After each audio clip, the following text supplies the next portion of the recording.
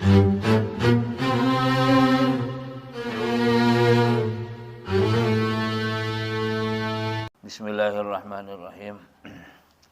Alhamdulillahirabbil alamin. Allahumma shalli ala sayyidina Muhammad. Sholatan nanalu bisirriha hifdzal Qur'an wal amala bi warzuqna minhu ilman muniran wa sallim tasliman katsiran. Amma ba'du. Faqala al-mufassir rahimahullahu ta'ala nafa'ana Allah bi ulumihi wa amadana bi asrarihi wa adailana barakatihi. Wallahu a'lam wa rasul bi muradihi wa id akhadna mitsaqakum la tasfikuna dima'akum. Wa id, dan ingatlah ketika akhadna, aku mengambil mitsaqakum, janji kalian. Wa qulna, dan aku berkata, la tasfikuna, janganlah kalian menumpahkan dima'akum, darah kalian. Turikunaha, janganlah kalian mengalirkan darah kalian biqatli ba'dikum, dengan membunuhnya sebagian kalian ba'don kepada sebagian yang lain. Wala tukhrijuna, dan janganlah kalian mengeluarkan angkusakum, diri kalian, min diyarikum, dari rumah-rumah atau kampung-kampung kalian. La yukhriju, janganlah mengusir. Siapa ba'dukum, sebagian kalian, ba'don kepada sebagian lain, min dari rumahnya atau kampungnya. Cuma kemudian aqrartum, kalian ikrar. Jadi ikrar itu bahasa Arab. Aqarru yuqiru iqrar. Qabiltum, kalian menerima dzalikal mitsaqo, janji tersebut. Wa antum, dan kalian tasyhadun, menyaksikannya, ala anfusikum, atas diri kalian. Cuma kemudian antum, kalian, ya haula'i, wahai orang-orang itu atau mereka itu, taktuluna, kalian membunuh angkusakum, diri kalian, biqatli ba'dikum, dengan membunuhnya sebagian kalian, ba'don kepada sebagian lainnya. Wa tukhrijuna, dan kalian mengeluarkan atau mengusir, fariqon, ya, kepada sekelompok orang, minkum, dari kalian, min diyarihim, dari rumah mereka atau kampung halaman mereka, tuzahiruna,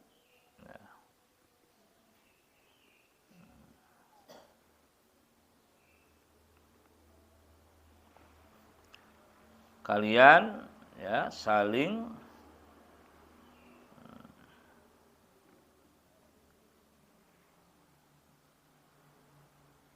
membela, fihi, dalam kata tazaharuna, idghamu ta'i, ada mengidghamkan ta fil asli, dalam asalnya fidhoi ke zo, ya. Jadi asalnya tatazaharuna gitu. Nah, maka taknya diidghamkan ke zo, jadi tazaharuna.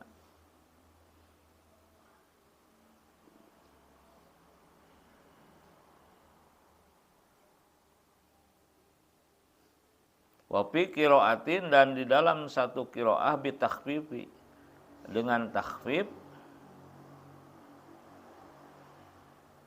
ala hadfiha, ya, dengan meringankannya takhfif itu. Ala hadfiha,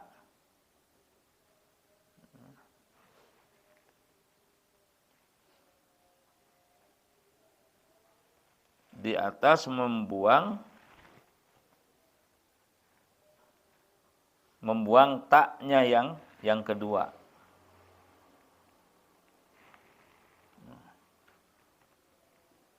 Jadi ada yang tatazaharuna, ya, mengasalkannya itu, ada juga yang tazaharuna, taknya kalau tadi itu dua, kalau ini satu, takhfif. Tata'awanuna, ya, kalian saling membantu, ya. Saling membantu, alaihim, mengalahkan kelompok orang-orang tadi ya, parikon minkum, nah ke sana. Domirnya alaihim itu kepada parikon minhum. Bil ismi dengan dosa, bil maksiati ya, atau maksiat, wal udwani dan permusuhan. Az-zulmi, kezaliman. Wa iyyatukum, dan apabila datang mereka itu kepada kalian, usaro, sebagai tawanan. Usaro sebagai tawanan, wa fi qiraatin, dan dalam satu qiraat itu asro. Nah, jadi ada yang baca wa iyyatukum usaro, ada wa iyyatukum asro. Nah, sama artinya tawanan. Tabduhum, maka kalian menebus mereka. Wa fi qiraatin, dan dalam satu qiraat tupaduhum.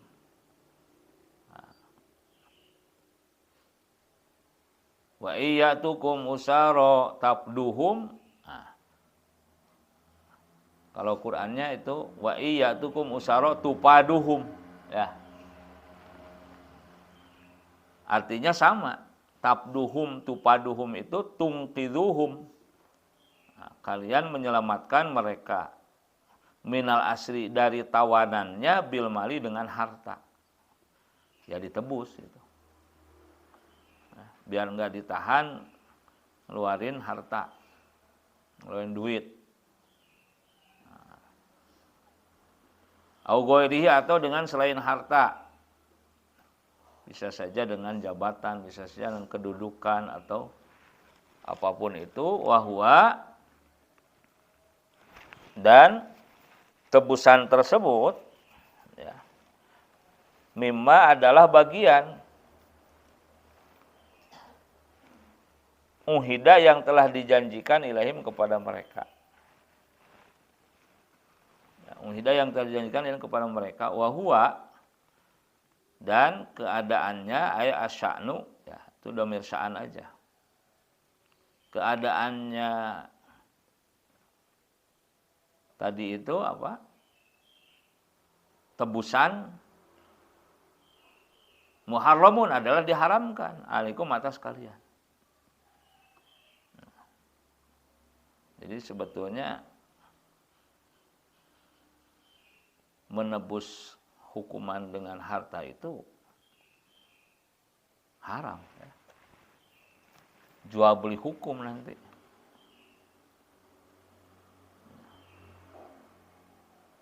Diharamkan atas kalian apa? Ikhrajuhum, mengeluarkan mereka. Ya. Muttasilun.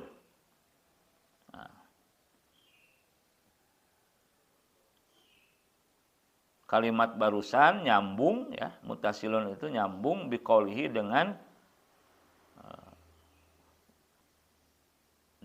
firman Allah, wa tukhrijuna fariqam minkum min diyarihim, wal jumlatu, dan jumlah bainahuma antara muharramun alaikum ikhrajuhum dan wa tukhrijuna fariqam minkum i'tiradun adalah jumlah mu'taridah.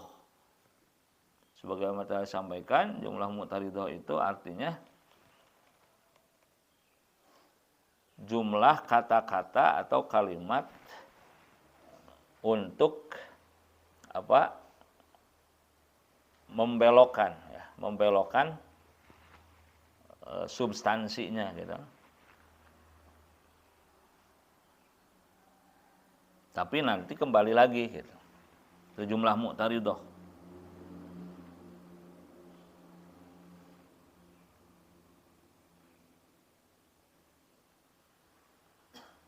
Jadi ketika Allah berfirman ya bahwa kalian mengeluarkan atau mengusir sekelompok orang dari kalian dan ya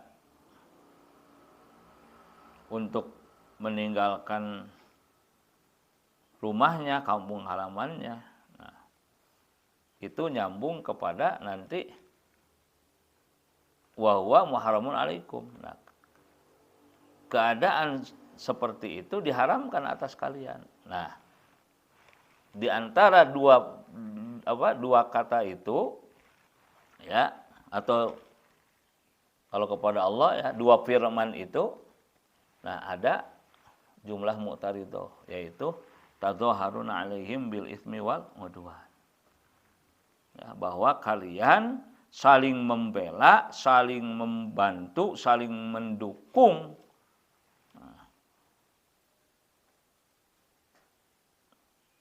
dalam dosa dan permusuhan.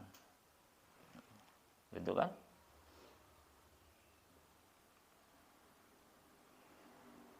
Ketika sudah tidak mau lagi untuk, kalau dengan bahasa sekarang mungkin koalisi, ya.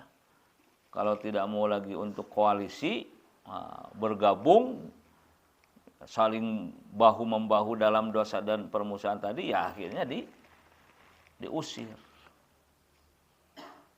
Nah, ketika datang lagi sebagai tawanan, ditebus lagi, gitu kan? Nah, ditebus lagi.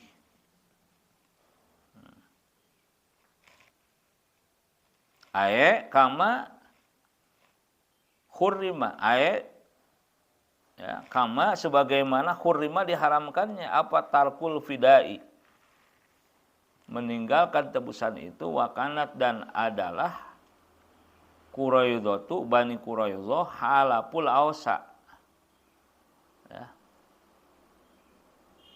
Jadi di Madinah itu, ya, ini biar tahu dulu. Di Madinah itu dulu ada empat suku. Ya. Bisa dikatakan suku atau bukan komunitas, ya. Nah, yang satu namanya Bani Quraidzah. Bani Quraidzah, kedua suku Aus. Yang ketiga Bani Nadir. Yang keempat Bani Khazraj. Ya. Nah, jadi empat suku ini adalah penduduk asli Madinah sebelum hijrahnya Rasulullah Sallallahu Alaihi Wasallam ke sana. Ya. Bani Quraidzah, mereka halafu, ya, berkoalisi al-Ausa, ya, dengan suku Aus. Wan Nadiru dan Bani Nadir berkoalisinya dengan suku Khazraj. Jadi yang empat suku ini terbagi dua, ya.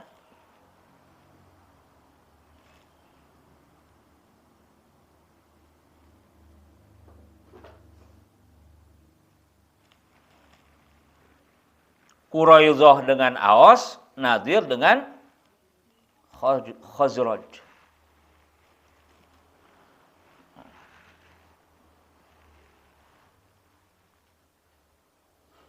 Mungkin saja, ya,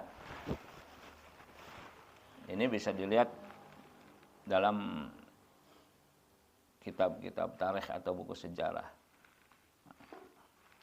Adanya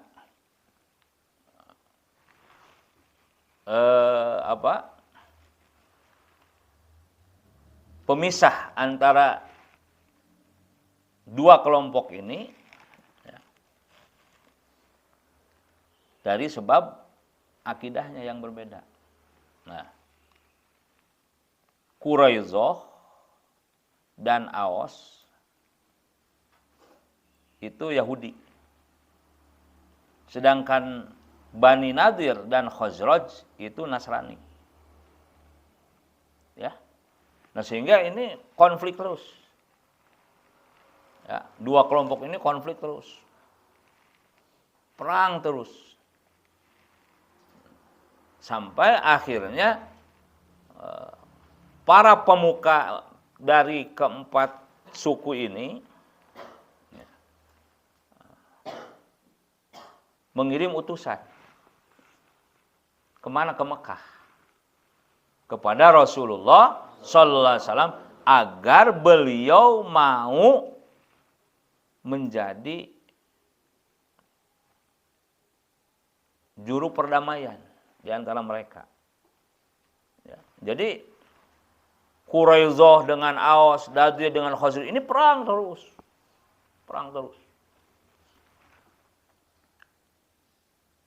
Nah, akhirnya mereka mungkin merasa capek gitu kan. Nah, maka meminta Nabi Muhammad SAW agar menjadi juru perdamaian mereka. Ini harus ada orang nih yang bisa bikin kita rekonsiliasi. Ya. Itu diantaranya salah satu faktor kenapa Rasulullah SAW hijrah dari Mekah ke Madinah. Selain, nah ini juga penting ya, untuk diketahui bahwa faktor penyebab hijrahnya beliau tersebut itu diantaranya adalah dulu ya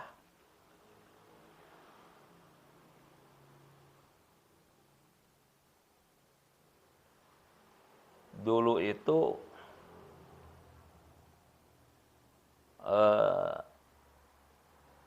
Nabi Sulaiman alaihissalam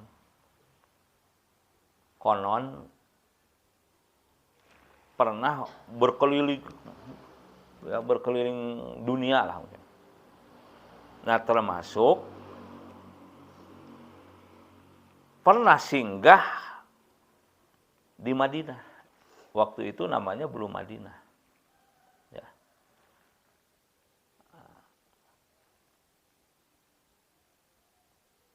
Karena Madinah itu nama yang disematkan setelah Rasulullah sallallahu alaihi wasallam hijrah. Sehingga disebut dengan Madinah Al-Munawwarah. Kota yang dipenuhi oleh cahaya. Maksudnya dipenuhi cahaya Rasulullah sallallahu alaihi wasallam. Ada juga teori yang mengatakan bahwa Madinah itu berasal dari bahasa Aramaik. Ya. Jadi bahasa Aramaik itu bagian dari jenis bahasa Arab kuno yang digunakan oleh orang-orang Syam. Ya.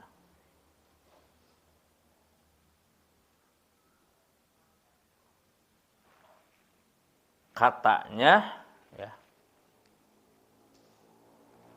itu berasal dari Madinta.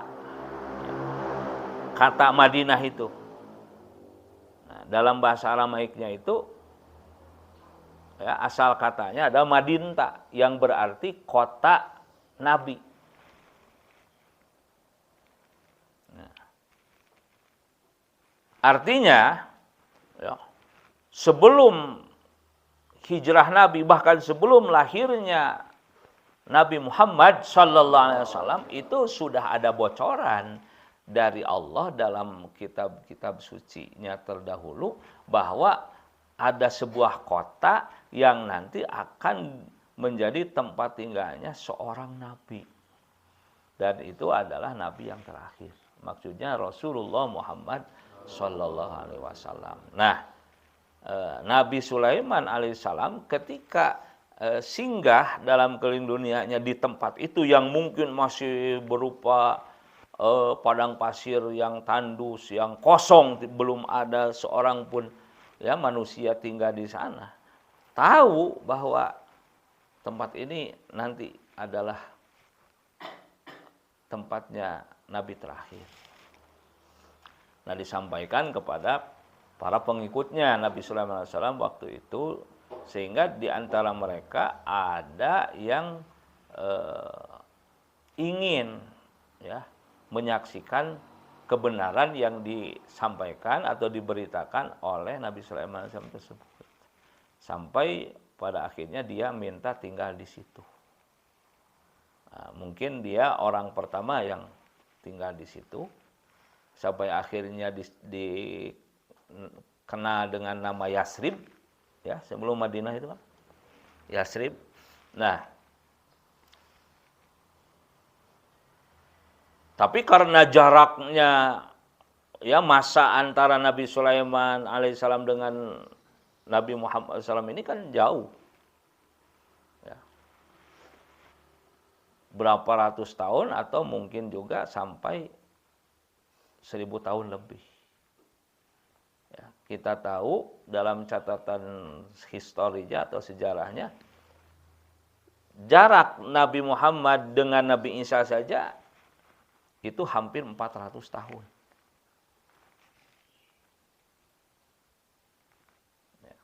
Hampir 400 tahun. Itu jaraknya siapa? Nabi Muhammad SAW kepada Nabi Isa. Nah, Nabi Isa kepada Nabi Musa alaihi salam itu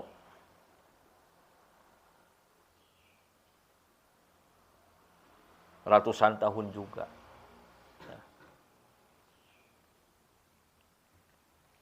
Nah, maka orang tadi tidak kesampaian keinginannya karena keburu meninggal, tapi keturunannya masih terus. Ya. Masih terus tinggal di sana sampai pada akhirnya ada salah seorang keturunannya yang kemudian menjadi salah seorang sahabat Nabi SAW dari kelompok Ansor. Yaitu namanya siapa? Abu Ayyub Al-Ansori. Ya. Nah, Abu Ayyub Al-Ansori itu adalah keturunan dari orang yang pertama kali tinggal di sana karena ingin menyaksikan kebenaran yang diberitakan oleh Nabi Sulaiman alaihissalam yang hidup sejaman dengannya, bahwa akan ada nabi terakhir itu tinggal di sana. Nah, makanya ketika Nabi SAW hijrah, ya, dari Mekah ke Madinah itu ditawarin, ya, beberapa tempat untuk beliau tinggal, semua tidak diterima. Nah, karena apa? Ya, Nabi menunggu petunjuk Allah, menunggu arahan dari langit, sampai akhirnya si unta yang ditunggangi Nabi, ya, yang namanya itu siapa? Qaswah, ya, nama unta Nabi itu. Qaswah. Itu dibiarkan berjalan sendiri seberhentinya, maka ketika si Qaswah, ya, unta Nabi SAW itu berhenti, berarti di mana dia berhentinya, itulah tempat untuk Nabi tinggal pertama kali di Madinah. Nah, dengan izin Allah, si unta Nabi SAW tersebut ternyata berhenti di depan rumahnya Abu Ayyub Al-Ansori tadi. Maka Nabi, ya, tinggal pertama kali di rumah itu. Kemarin saya sempat lihat tuh ada fotonya tahun 1950. Jadi apakah itu masih aslinya dari dulu atau sudah direhab, ya, sudah direnov, wallahu alam. Cuman ada di sana disebutkan foto rumah Abu Ayyub Al-Ansori yang merupakan rumah pertama kali disinggahi dan ditinggali Rasulullah SAW ketika hijrah dari Mekah ke Madinah. Jadi sengaja dilestarikan. Itu fotonya tahun 1950. Sekarang apakah masih ada? Wallahu a'lam. Nah, istimewanya lagi ternyata Abu Ayyub Al-Ansari itu adalah orang yang terakhir pemegang salah satu wasiat yang hampir punah dari seorang raja yang bernama Sa'id bin Walid, ya, penguasa Yaman gitu ya, kalau tidak salah. Yaman apa Syam. Pokoknya itu pun ratusan tahun sebelum lahirnya Rasulullah SAW, raja itu dulu ya terkenal dengan sebutan Raja Tuba. Jadi karena saking banyak pengikutnya Raja Tuba itu. Nah, ya pernah terjadi konflik yaitu dengan orang-orang Madinah. Sampai si Raja Tuba itu tadinya bertekad untuk menghancurkan kota Madinah. Nah, tetapi waktu itu para pemuka, ya, para pemuka agama, ya bisa dikatakan mungkin para ulama atau para pendeta yang ada waktu itu mengingatkan, ya, kepada Tuba dengan diberitahukan bahwa kota itu nanti adalah kota Nabi terakhir. Jangan engkau hancurkan. Ya. Nah, kebetulan si Raja Tuba ini ya orangnya baik gitu, bijak, soleh lah.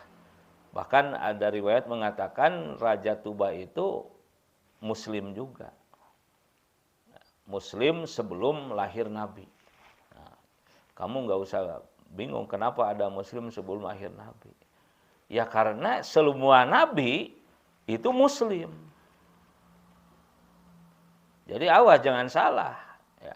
Yang namanya orang Islam, Muslim, kalau laki-laki kan, kalau perempuan Muslimah, itu bukan hanya untuk, ya, bukan hanya sebutan untuk umat Nabi Muhammad Sallallahu Alaihi Wasallam.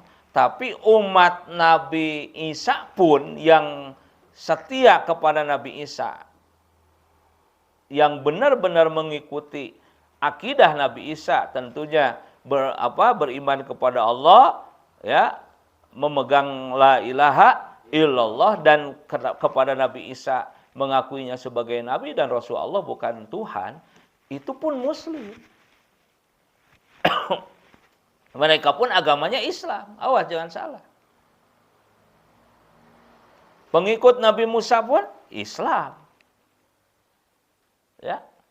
Pengikut Nabi Sulaiman Islam bukan? Islam juga. Pengikut siapa? Nabi Yusuf Islam juga. Pengikut Nabi Ibrahim semua, sampai pengikut Nabi Adam alaihissalam adalah orang Islam semua. Semua Islam. Paham? Nah, sehingga Syekhul Islam Al-Imam Ibnu Taimiyah itu berkata bahwa para nabi, para rasul, dari yang pertama yaitu Nabi Adam alaihissalam hingga yang terakhir Nabi Muhammad SAW itu padinuhum wahidun fasyari'atuhum mukhtalifatun. Agamanya satu, nggak ada beda, yaitu Islam. Jadi Nabi Adam Islam, Nabi Nuh, Nabi Idris, nah, Islam juga. Nabi Lut, Islam. Nabi Ibrahim, Nabi Ishak, Nabi Ismail, semua Islam. Semua Nabi itu Islam. Berarti umatnya pun adalah umat Islam. Hanya yang berbeda itu syariatnya. Itu yang berbeda. Contoh, sekarang nih, syariat kita, syariat siapa ini? Yang keras. Syariat yang kita pakai ini adalah syariat siapa? Nabi Muhammad Sallallahu Alaihi Wasallam. nikah adik kakak halal haram? Yang keras. Dalam syariat kita, syariat siapa? Nikah adik kakak halal haram? Haram. Tapi dalam syariat Nabi Adam halal haram? Halal. Tuh kan? Halal. Makanya siapa? Qabil lahirnya kan kembar dengan Iklimah. Habil adiknya kembar lagi dengan Labudha. Nah, nanti ditikahkan secara silang kan adik kakak. Si Habil dinikahkannya dengan Iklimah, si Qabil dengan Labudha. Itu kan adik kakak. Nah, dalam syariat Nabi Adam itu halal. Kakak demen sama adik nikah. Ya. Boleh. Nah, di zaman siapa? Ya, dalam syariat Nabi Adam alaihissalam. Sedangkan dalam syariat kita, syariat siapa? Nabi Muhammad SAW itu menjadi haram. Paham ya? Jadi sekali lagi, para nabi, para rasul itu yang sama apanya? Agamanya yaitu, yang beda apanya? Syariatnya. Contoh yang kedua, biar jelas saja.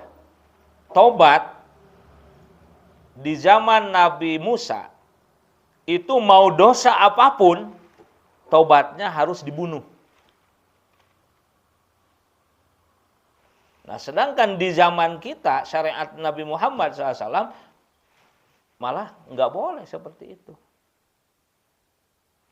Ya, kecuali ada beberapa kasus yang memang hukumnya kisos,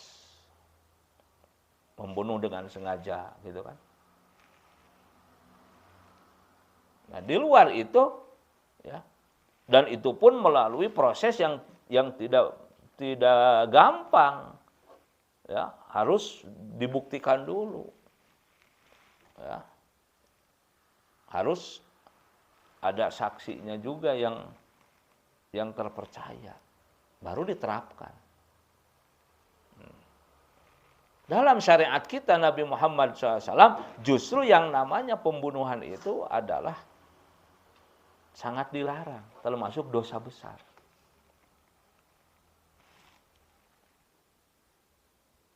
Tapi di zaman Nabi Musa alaihissalam tadi dalam syariatnya tobat mau dosa apapun ya mau tidak mau harus dibunuh. Jelas ya? Nah. Dan ternyata kita harus yakin, plus kita pun harus merasa bersyukur bahwa kita dijadikan umat Nabi Muhammad Sallallahu Alaihi Wasallam yang syariatnya adalah syariat yang paling sempurna. Sehingga syariat nabi-nabi yang sebelumnya sudah tidak bisa berlaku lagi. Kalau ada orang yang mengatakan punya Taurat yang orisinil, yang asli saat ini sudah tidak bisa berlaku lagi. Ada orang yang mengatakan punya Injil yang aslinya hari ini sudah tidak berlaku lagi. Ya, kitab-kitab suci sebelum Al-Quran untuk saat ini sampai hari kiamat diakui tapi sudah tidak bisa lagi berfungsi. Sudah tidak bisa lagi dipakai. Ya. Begitupun syariatnya. Jelas ya? Nah, pokoknya udah kita harus yakin syariat Nabi kita Nabi Muhammad SAW yang paling sempurna, yang paling relevan dengan kita semua saat ini, yang paling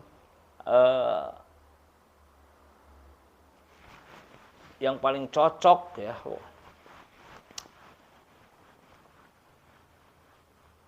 Kalau saya bilang paling ringan, takut menganggap syariat yang berat umpamanya ya, walaupun realitanya seperti itu. Ya. Nah, kembali lagi sampai akhirnya si Raja Tuba tadi membatalkan niatnya untuk menghancurkan kota Madinah, tapi dia membuat surat wasiat. Dia tulis ikrar pernyataan dia bahwa dia itu Islam dan mengakui Nabi akhir zaman walaupun dia belum lahir. Nah, surat itu oleh Raja Tuba dititipkan ya kepada salah seorang dari para pemuka agama yang ada di Madinah waktu itu. Tolong, karena saya tidak akan kesampaian umur saya, kata si Raja Tuba tadi kan. Ini surat saya sampaikan. Dan ternyata pemegang terakhir surat wasiat Raja Tuba yang sudah ratusan tahun usianya itu adalah Abu Ayyub Al-Ansari tadi. Yang rumahnya sudah saya kisahkan tadi. Faham? Jadi ternyata semua itu skenario Allah. Ya. Termasuk apapun yang kita alami, termasuk hidup dan kehidupan kita, sudah saat ini, sekarang, nanti, ke depan, yang kita belum tahu, wallahu alam, itu semua adalah skenario Allah. Maka kita harus menerimanya dengan ikhlas. Paham? Udah kita ikuti saja. Hidup ini, saya pernah katakan, bukan untuk kita pikirkan, tapi untuk kita jalani. Ya, paham? Nah, hidup ini pilihan kita atau pilihan Allah? Pilihan Allah. Kalau kita yakin hidup ini pilihan Allah, ya kita serahkan kepada Allah. Hanya Allah memberikan kita akal dan pikiran, hati dan nurani. Nah, itu perlu kita syukuri. Nah, maka mensyukurinya dengan akal pikiran itu isi terus dengan ilmu pengetahuan, dengan belajar, hati nurani dengan zikir, dengan ibadah. Nah, kemudian itu dikolaborasikan, digabungkan, disatukan ya dengan fisik kita, dengan tubuh kita. Ini kan juga kan nikmat dari Allah. Mensyukurinya ya tentu fisik kita dengan bergerak, itu kan. Kalau tidak bergerak, kita tidak mensyukuri nikmat tubuh dari Allah, tidak mensyukuri nikmat tenaga dari Allah. Nah, setelah digabungkan semua nikmat yang Allah berikan kepada kita ini, ya nanti itu menjadi wasilah atau asbab dalam kita menjemput nasib kita dari Allah. Jadi bukan mencari atau membuat atau menciptakan nasib kita sendiri, karena kita nggak bisa. Nasib itu udah diatur oleh Allah, tapi kita menjemput. Benar nggak?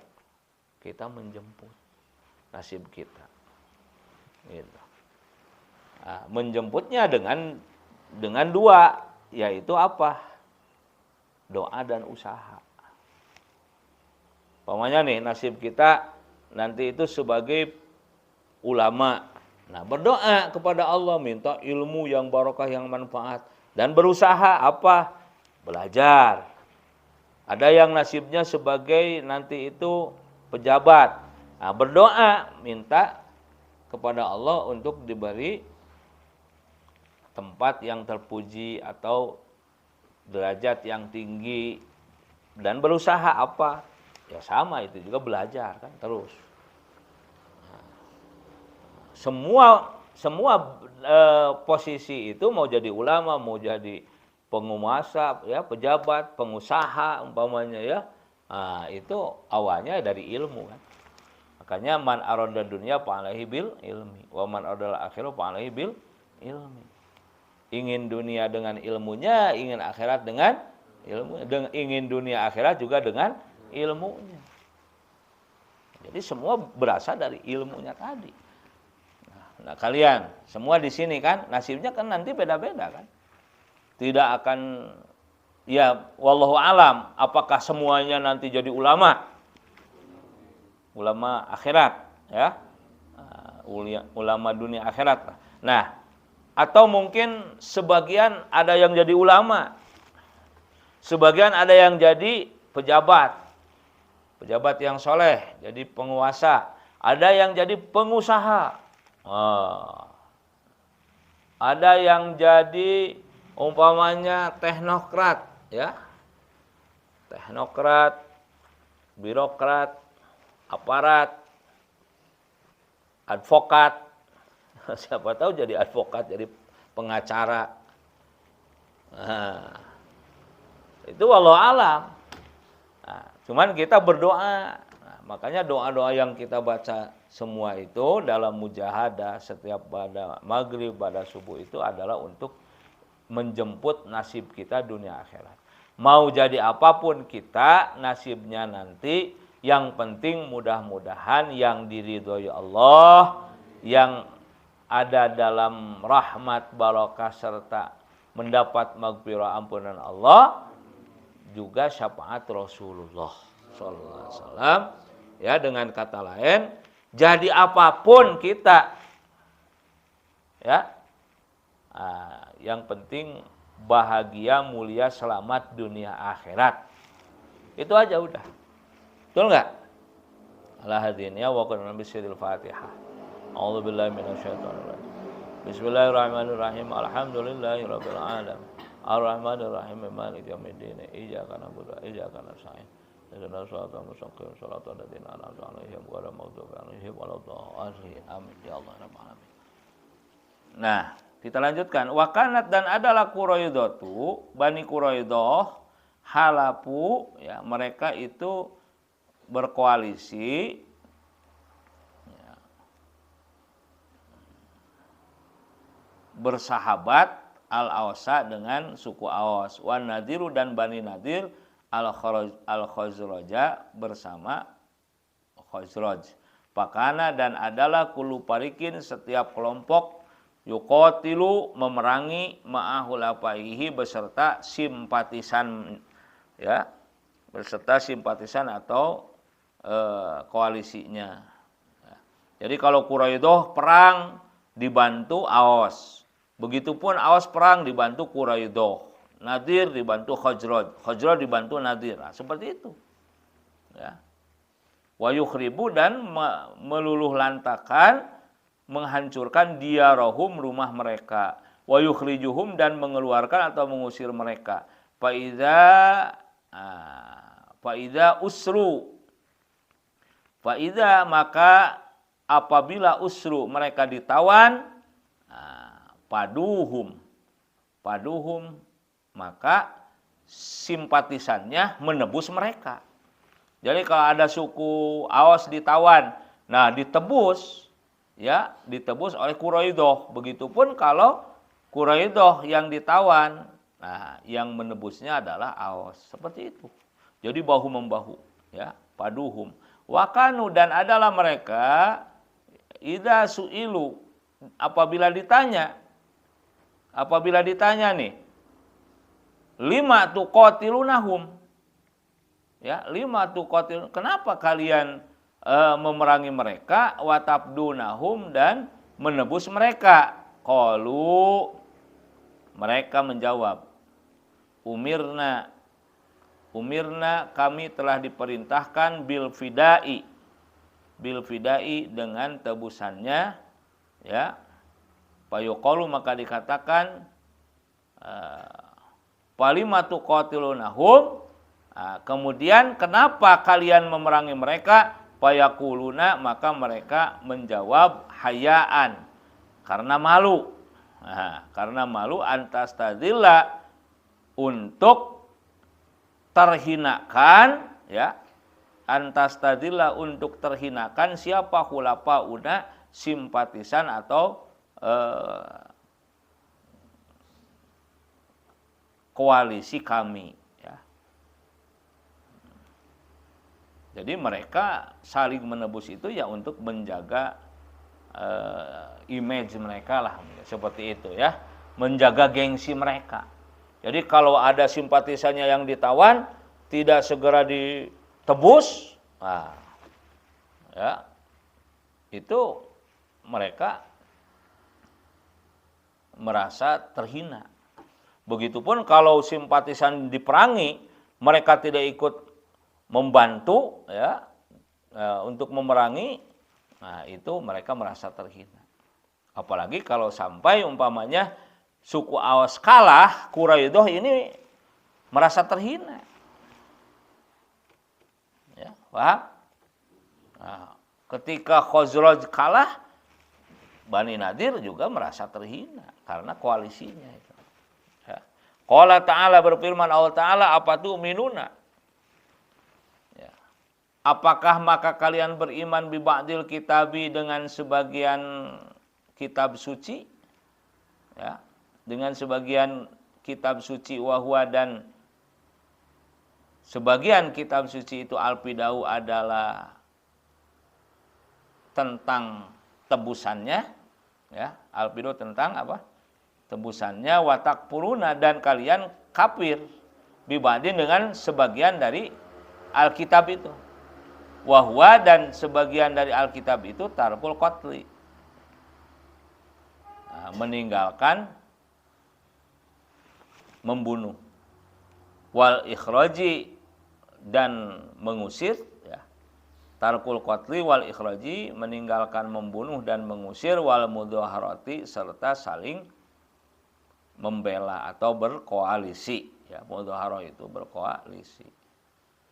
Nah, jadi mereka itu di satu sisi beriman kepada kitab sucinya, ya, kitab suci yang turun Allah kepada mereka, di satu sisi mereka mengingkarinya, ya, mengkufurinya. Nah, mengimaninya, ya, dengan mereka melakukan tebusan, mengkufurinya dengan mereka meninggalkan pembunuhan, pengusiran, serta koalisi, ya. Nah, ini kalau dalam usul fikih ini mafhum mukhalafahnya yang diambil, ya. Jadi bukan mafhum muwafaqahnya.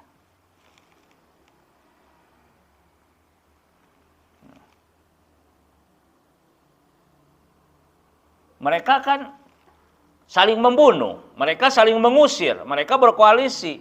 Berarti mereka kafir dengan kitab sucinya.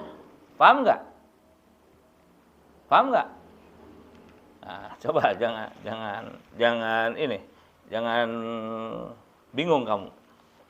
Apa tuh minu nabi ba'dil kitab? Allah berfirman, hei Yahudi, Nasrani, Quraidah, Awas, Nadir, Khazraj, apakah kalian itu beriman kepada sebagian kitab suci yang telah Allah turunkan kepada kalian? Injil dan Taurat. Dengan apa? Dengan kalian kok melakukan tebusan. Tadi sudah dikatakan, tebusan itu halal haram? Haram kan? Ya. Nanti bahasanya berkembang dengan adanya sogokan.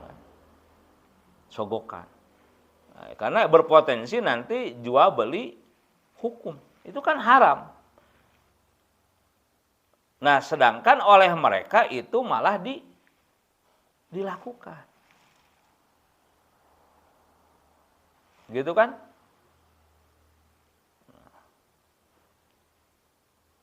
Nah, watak puru nabi ba'din, dan kalian mengkupuri sebagian lagi dari isi kitab suci tadi. Wahwa tarkul qatli wal ikhraj wal mudhaharah, yaitu meninggalkan pembunuhan dan pengusiran serta berkoalisi. Kenapa mereka lakukan gitu? Sehingga dengan mereka melakukan pembunuhan, pengusiran, berkoalisi dalam dosa dan permusuhan itu, mereka mengkufuri isi kitab suci yang diturunkan Allah kepada mereka. Ya. Nah, sebagaimana ya, mereka tidak meninggalkan tebusan, sebagaimana mereka tidak meninggalkan nyogok gitu loh. Yang kalau mereka tebusan itu atau nyogok itu ditinggalkan, berarti mereka iman dengan isi kitab suci yang diturunkan Allah kepada mereka. Ya, tebusan diharamkan, malah kamu lakukan. Mestinya kamu tinggalkan. Pembunuhan harusnya jangan, malah kamu lakukan. Gitu kan? Fama jaza'u may yaf'alu dzalika. Fama, maka tidak ada jaza'u, balasan, man orang yaf'alu yang melakukan dzalika, semua itu, minkum dari kalian, illa kecuali khizyun. Kecuali khizyun, kehinaan, hawanun, wa dhullun. Ya, sama ini, khizyun, hawanun, dhullun. Artinya apa? Kehinaan. Fil hayatid dunya, dalam kehidupan dunia. Kalau budaya sogok, suap itu termasuk fida. Ya. Kalau budaya sogok atau suap dan pembunuhan, pengusiran, koalisi dalam dosa dan permusuhan sudah semakin bertambah merajalela, maka konsekuensinya adalah kehinaan dalam kehidupan dunia. Ya, wa qad khuzzu, maka sungguh telah dihinakan mereka itu biqatli Quraidzah, dengan dibunuhnya Bani Quraidzah, wa nafyin nadhiri, dan diasingkannya Bani Nadir. Jadi Bani Quraidzah ya, itu orang-orang Yahudi yang munafik, yang berkhianat kepada Rasulullah SAW dan umat Islam, itu tidak tanggung-tanggung. Dalam tafsir Sawi disebutkan tuh, faqutila minhum sab'u mi'atin, dibunuh sebanyak 700 orang. Saya ketika baca kitab sirah Rasulullah itu sempat merenung juga ya. Kenapa? Jadi di sisi kebijaksanaannya Nabi yang sangat terkenal, Nabi itu kan tidak pernah memukul, selalu merangkul. Nabi itu ya tidak pernah membalas, itu kan Nabi itu. Pokoknya sifat-sifat baik Nabi itu sangat lemah lembut gitu kan. Tapi di sisi lain ada ketegasan beliau ya, sampai dalam tanda kutip maaf, sepertinya beliau itu kejam gitu. Ya ini peristiwanya. Ketika Bani Quraidzah ya, yang merupakan orang-orang Yahudi di Madinah waktu itu mengkhianati beliau dan umat Islam, itu sejarahnya panjang bagaimana pengkhianatannya. Sampai akhirnya Nabi itu memutuskan membunuh mereka, menghukum mati mereka. 700 orang. Ya. So kamu baca dalam buku sejarahnya lah, seperti Ar-Rahiqul Maktum, banyak sekarang terjemahnya banyak. Atau kamu googling aja biar lebih jelas. Tinggal tulis saja kamu peristiwa eksekusi Bani Quraidah.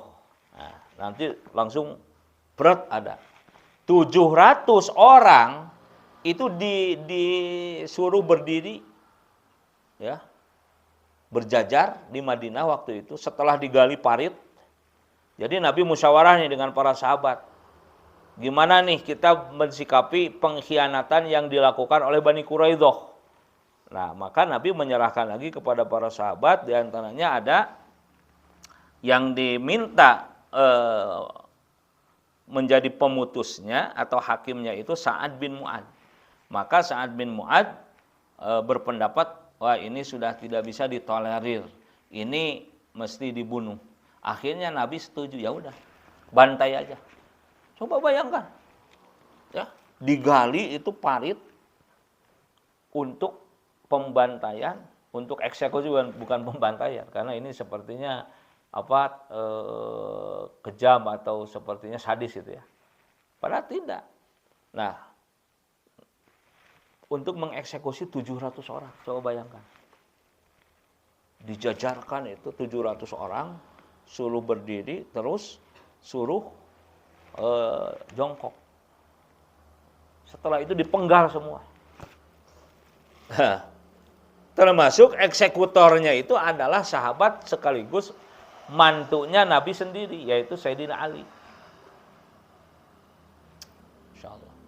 700 orang dipenggal dalam waktu bersamaan. Bisa kita bayangkan.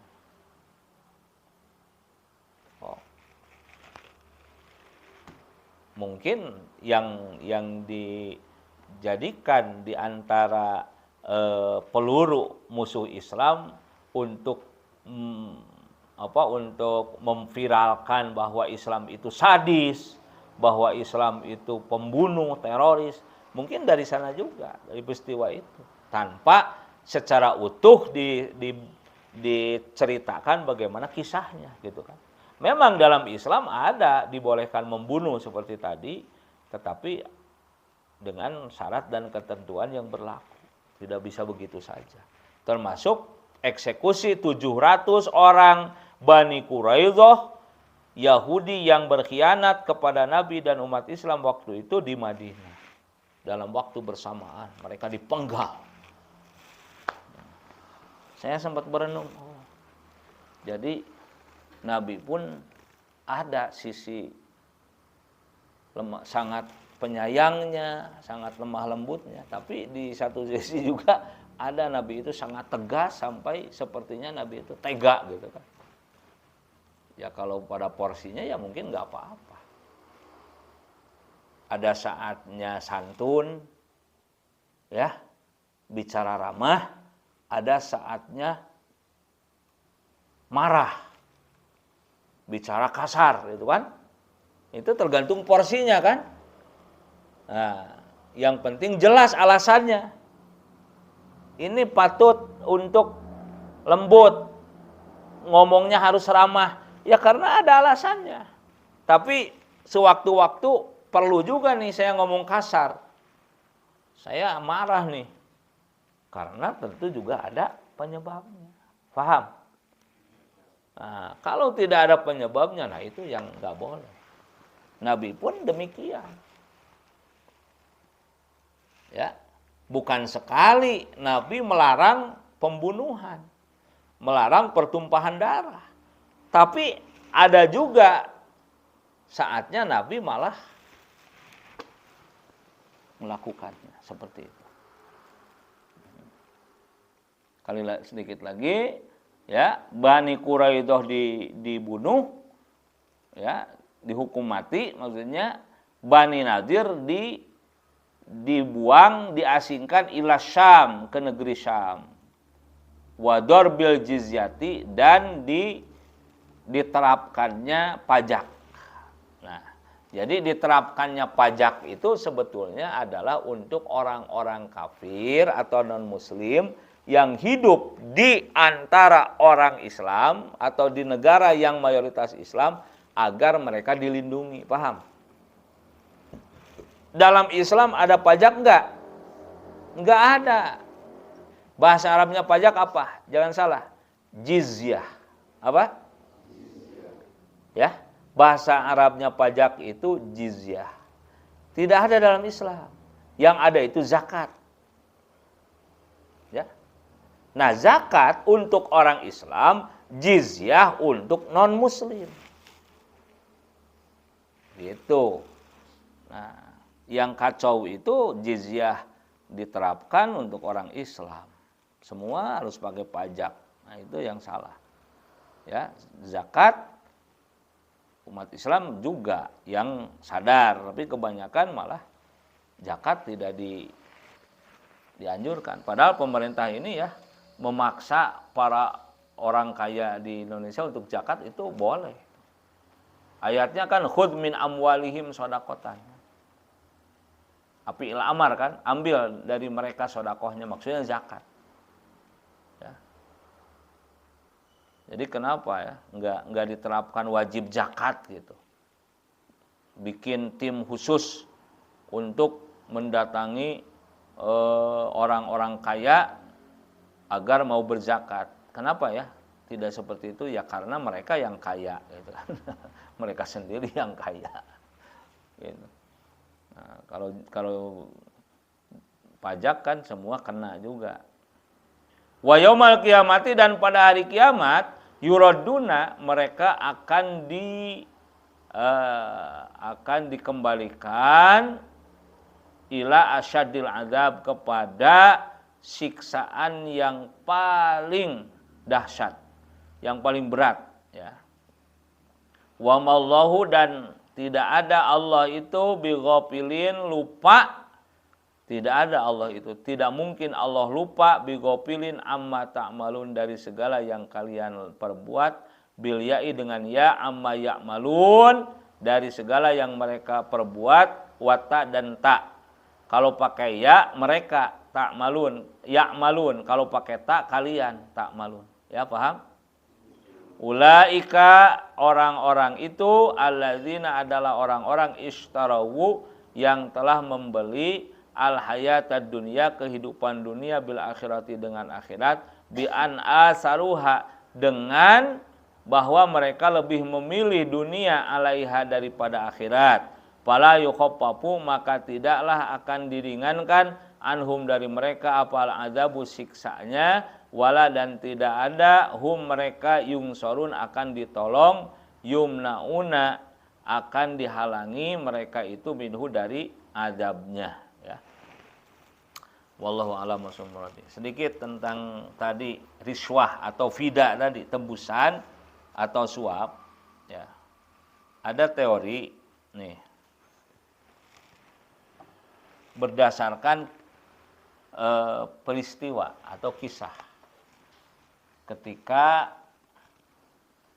ya, kalau tidak salah sahabat Abdullah bin Mas'ud itu, atau sahabat siapa ya, akan berdakwah ke suatu daerah, itu dihadang, di tengah jalan dihadang oleh, ya mungkin penguasa daerah itu, kemudian diminta suap. Kalau kamu pengen lewat ke sana, kamu harus bayar. Nah, akhirnya para sahabat itu kembali dan lapor kepada Nabi. Ya Rasulullah, kami dihadang nih. Tidak boleh lewat kecuali ngasih duit. Kecuali nebus atau nyuap. Nabi bersabda waktu itu, kasih saja. Kalau ada, kasih saja. Dosanya buat mereka. Ya. Dosanya buat mereka.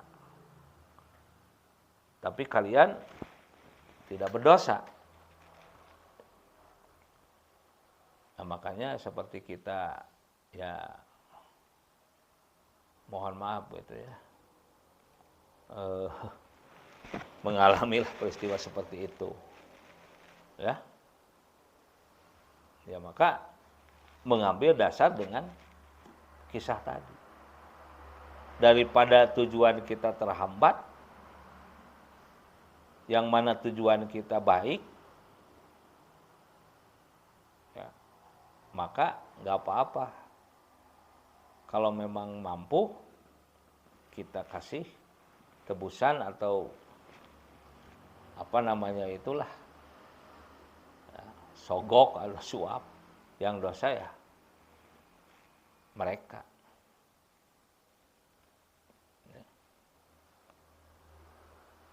Nah, ada juga yang mengatakan bahwa suap itu dari bawah ke atas katanya. Dari atas ke bawah, man. Kalau dari bawah ke atas itu namanya hadiah katanya. Wallahu alam, itu hanya beberapa teori, mungkin saking maraknya perbuatan seperti itu mau apa lagi. Nah, tapi bagi saya nih, boleh kalian jadikan pegangan juga ya. Kalau bagi saya, apapun perbuatan yang jelas melanggar syariat saat ini banyak sekali, sehingga kalau saya sendiri lebih kepada mengambil amul balwa saja. Elatnya udah amul balwa aja.